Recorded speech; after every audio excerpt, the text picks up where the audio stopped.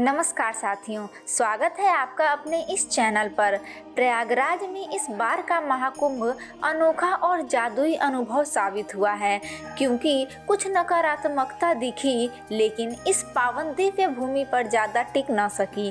संगम की पवित्र जलधारा में श्रद्धालु लगातार आस्था की डुबकी लगा रहे हैं। देश भर के अखाड़ों के नागा साधु भी इस महासंगम का हिस्सा रहे हैं। ये साधु न केवल अपनी तपस्या और साधना के लिए प्रसिद्ध हैं, बल्कि इनका हर कदम एक रहस्य और शक्ति से भरपूर होता है। महाकुंभ शुरू होने से पहले ही ये साधु संगम में स्नान करने पहुंचने लगे थे, क्योंकि अब महाकुंभ समाप्ति की ओर है। तब नागा साधु महाकुंभ से प्रस्थान करने लगे हैं। ऐसे में लोगों के मन में केवल एक ही सवाल उठता है कि आखिरकार महाकुंभ तो महाशिवरात्रि तक चलेगा, तो ये नागा साधु वापस क्यों जा रहे हैं? तो हम आप सभी को बता दें कि दरअसल सच तो ये है कि नागा साधु हमेशा अपनी साधना और ध्यान में लीन रहते हैं। ये लोग आलीशान महल में नहीं रहते, न ही किसी आरामदायक जीवन का हिस्सा होते हैं, बल्कि ये लोग जंगलों, पहाड़ों और आश्रमों में अपनी साधना का एक अलग ही संसार में रहते हैं। और जैसे ही कुंभ मेला लगता है तो ये साधु और संत अपने अखाड़े को छोड़ एक साथ संगम की धरती पर पहुंचते हैं, जहां वे अमृत स्नान करते हैं, जिससे खास पुण्य की प्राप्ति होती है।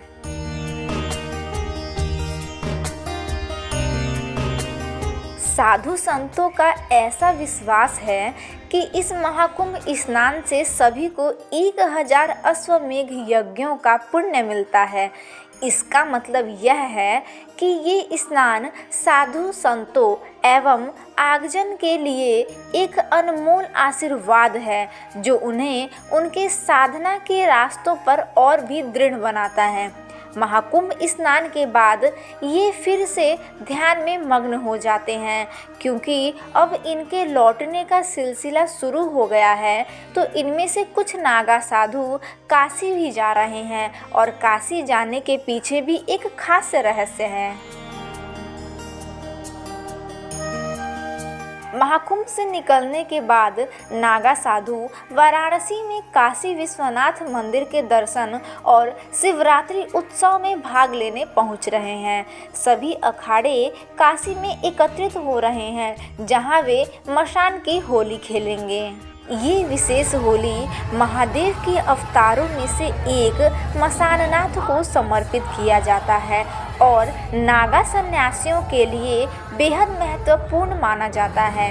इसमें जलती चिताओं की भस्म से होली खेली जाती है, जो देखने में बड़ी भयावह लगती है, मगर नागा सन्यासियों की साधना का हिस्सा होती है। क्योंकि इस बार का महाकुंभ सारी दुनिया देख रही है, तब यह जानना बहुत ज़रूरी हो जाता है कि नागा साधु केवल धार्मिक अनुष्ठानों के लिए नहीं जाने जाते, बल्कि इनका ऐतिहासिक महत्व भी है।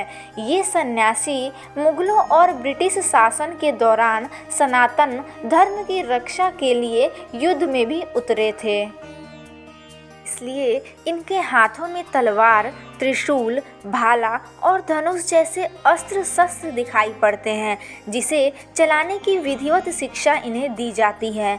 यही कारण है कि इन्हें सनातन धर्म के योद्धा सन्यासी भी कहा जाता है।